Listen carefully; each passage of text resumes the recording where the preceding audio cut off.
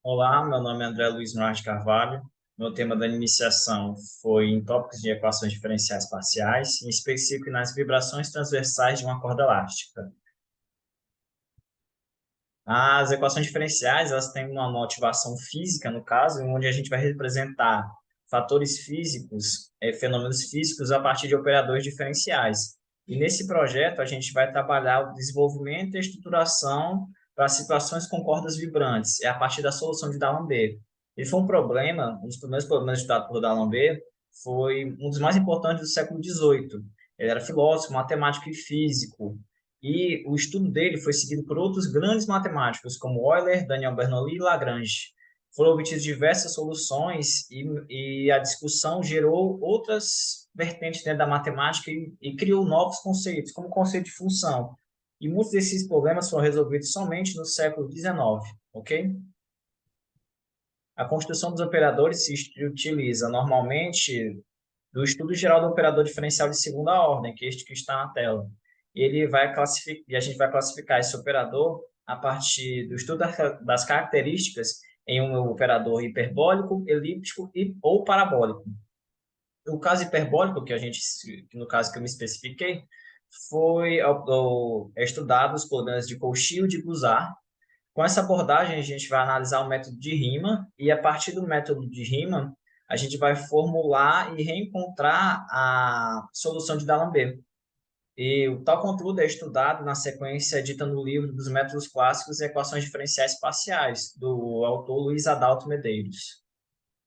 O projeto ele busca que a gente estude a teoria clássica de EDPs, destacando classificação, linearidade e ordem, a evolução do conceito de solução e os principais modelos matemáticos de fenômenos físicos, ok?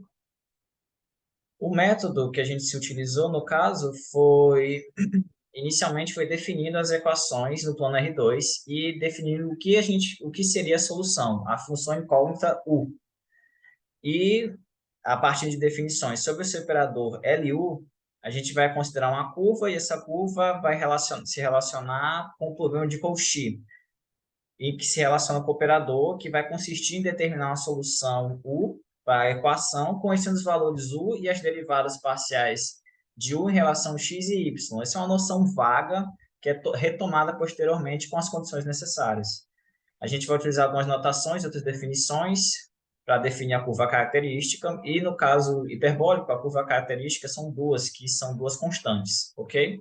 A gente classifica o operador hiperbólico, parabólico e elíptico a partir do determinante de b ao quadrado menos ac, que pertence ao nosso aberto, que esses fatores, no caso, são as funções que estão representadas juntamente ao nosso operador. E para a gente encontrar as formas canônicas, a gente faz uma mudança de coordenadas, que a gente vai utilizar aqui si e eta. E a gente quer mostrar a equivalência entre o operador LU chapéu e LU. E a gente vai, por meio de cálculos, considerando algumas equações, a gente vai obter que realmente a transformada de LUF, que é LU chapéu, por tal, que é a nossa transformação, possui o mesmo tipo que o operador LU. Aí, a partir da escolha da transformação, a gente consegue, sobre o operador L e o chapéu, a gente consegue montar as formas canônicas das equações hiperbólicas, parabólicas e elípticas. E se aprofundando, no caso, no meu tema, foi nas equações hiperbólicas, a equação analisada para o problema é a seguinte: a gente tem a forma canônica e outras manipulações sobre a própria equação para que a gente atinja o nosso objetivo. Aí, por problema de Cauchy, a gente determina uma solução U da equação mencionada em um aberto ômega, contendo gama, que é uma curva no seu interior, conhecidos os valores de U e da derivada parcial de U. Aí, enfim, para o problema de Guzar, consiste em determinar uma solução da equação hiperbólica em um aberto gama do R2, quando os dados são conhecidos sobre as curvas características. Lembrando que as curvas características estão sendo duas constantes, duas funções constantes. Em cada um desses problemas, o problema de Cauchy e o problema de Guzar, a gente está buscando inicialmente analisar a existência e a unicidade de solução. O método de Riemann, que a gente vai utilizar para reencontrar a solução de D'Alembert, ele permite calcular explicitamente a solução do problema de Cauchy para o operador LU em função dos dados de Cauchy sobre a curva gama. Após diversas manipulações sobre o valor inicial, a gente obtém a forma explícita da solução do problema de Cauchy, que é dada na seguinte equação.